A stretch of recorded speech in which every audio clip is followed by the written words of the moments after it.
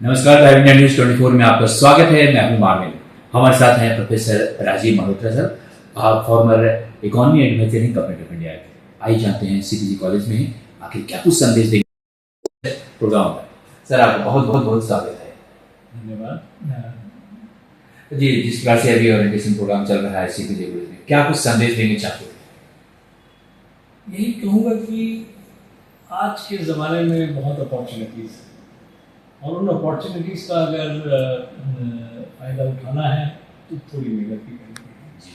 और मेहनत ना कि अपनी डिसिप्लिन में ही, बट मैं ये मानता हूँ कि ये ज़माना ऐसा है कि आपको more than one skill set होना बड़ा ज़रूरी है।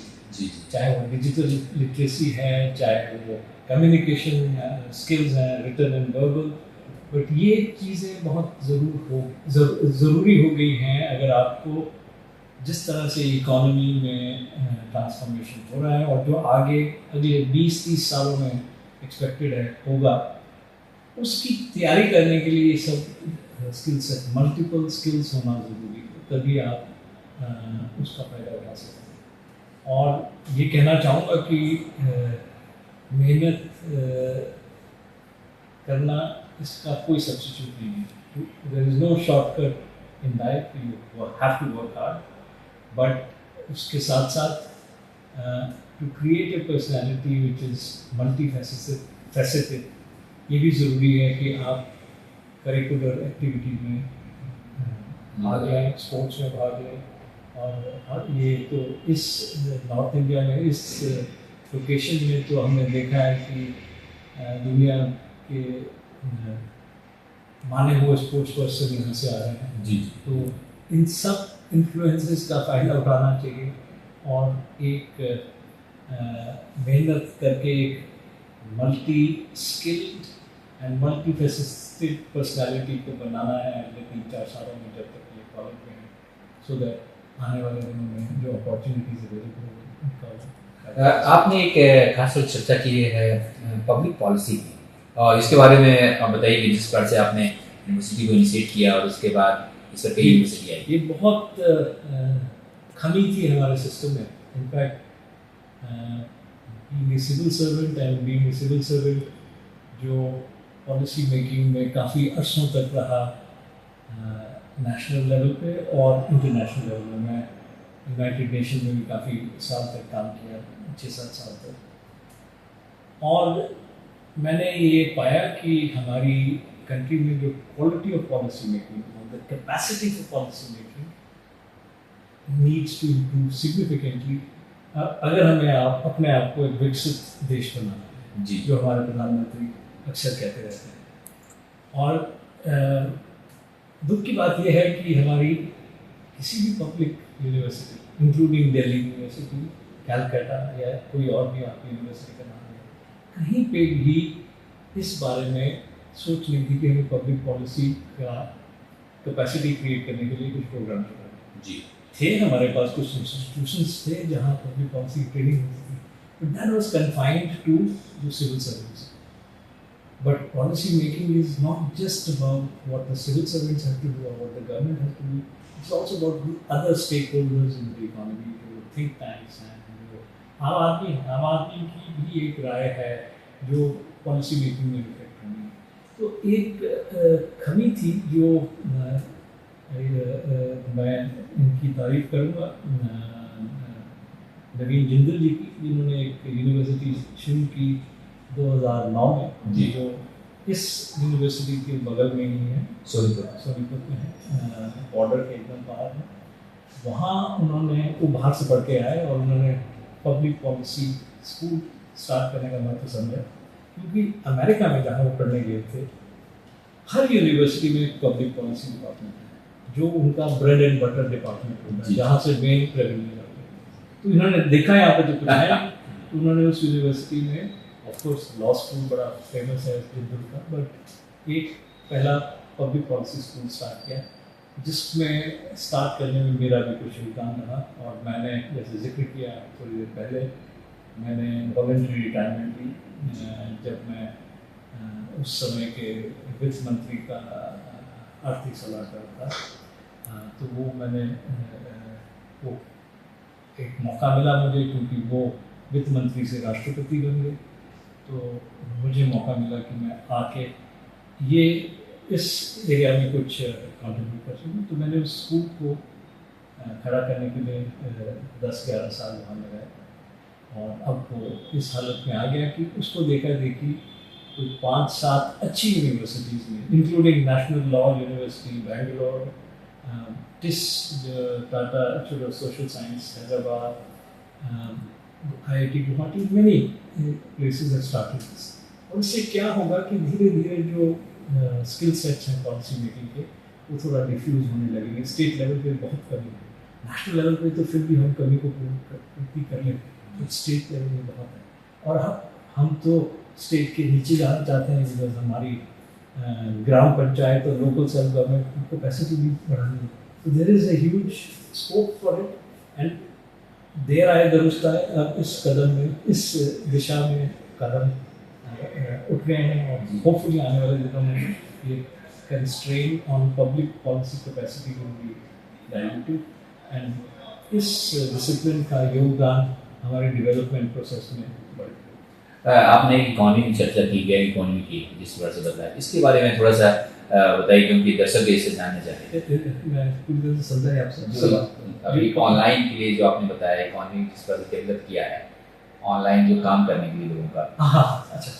हाँ, मैं ये कह रहा था कि पुराने ज़माने में आदमी जब कर्मठ हो जाता था, काम करने लगता था, तो उसकी धारणा ये थी कि वो कहीं दफ्तर में जाके काम करता। जी, कि सुबह जाएगा शाम तक, चाहे वो फैक्ट्री थी, चाहे स्कूल थे, चाहे सरकार थी, चाहे हॉस्पिटल थे। अब इन सब जगहों में डिजिटल टेक्नोलॉजी की डिफ्यूजन की वजह से और इसकी क्षमता की वजह से ये कॉन्सेप्ट बदल जाएगा।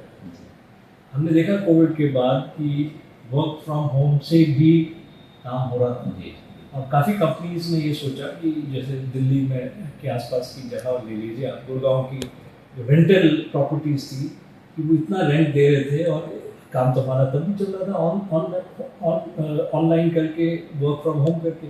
ऑफ कोर्स अब उनकी धारणा ये बनी कि मिक्स्ड रूप में, हाइब्रिड रूप में काम करना है।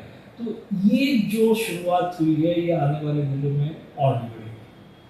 और जैसे मैंने अपना उदाहरण दे रहा था कि देखो, मैं एक अच्छी नौकरी में था, पर मैंने वो नौकरी छोड़ के कुछ और शुरू की, वो करने के बाद कुछ और शुरू किया, तो ये एक नॉर्मल फीचर बन जाएगा आने वाले ज़माने में, इन बच्चों के ज़माने में। क्या बात, ये एक जगह नहीं बैठे रहेंगे। जैसे हम लोग एक जगह में घुस जाते थे तो उधर से मरते थे, इनको वो कोई लालसा नहीं है, और उसका कारण भी इनके ऊपर जिम्मेदारी नहीं।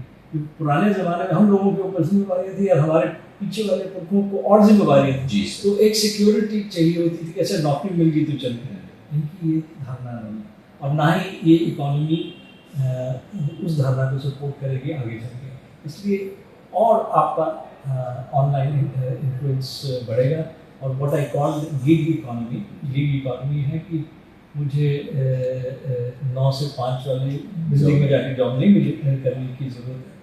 मुझे अपनी एक्सपर्टीज़ इतनी अवल करनी है कि मेरी एक्सपर्टीज़ के लिए आप भी आए लेने के लिए, वो भी आए लेने के लिए, कोई और भी आए लेने के लिए, और मैं उससे अर्निंग करूँ। तो ये स्थिति आएगी अगले 10-15 साल में, बहुत तेज़ी से डेवलप किया। और आप जैसे जिस प्रकार से आपने मोटिवेट किया, निश्चित तौर पर छात्रों को वहाँ इस चीज़ को समझ में आया होगा, वो अपने आप को एक्सपर्ट करेंगे। सर, हम ये जानना चाहेंगे, CBG कॉलेज में इसके पहले भी पाए कितना कुछ बदला और क्या है? काफ़ी कुछ। मैं जैसे ही एंटर किया तो पहले तो मुझे रिसेप्शन एरिया ही बदला हुआ लगा, और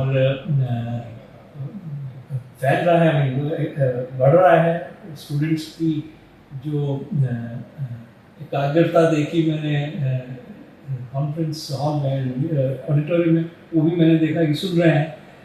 जबकि पहले लगता था कि बच्चे आए हैं, हर किस्म के बच्चे हैं, अभी सीख रहे हैं। So in a sense, faculty भी मिला, 1-2 faculty members से भी मिला. So there is an improvement both in terms of the quality of education that is being imparted, और जो processes इन्होंने improve किए हैं। अब मैं देख रहा था कि इनका काउंसलिंग सेक्शन अलग बना है, तो दिस इज गुड साइन कि इंस्टीट्यूशन इम्प्रूव कर रहा है।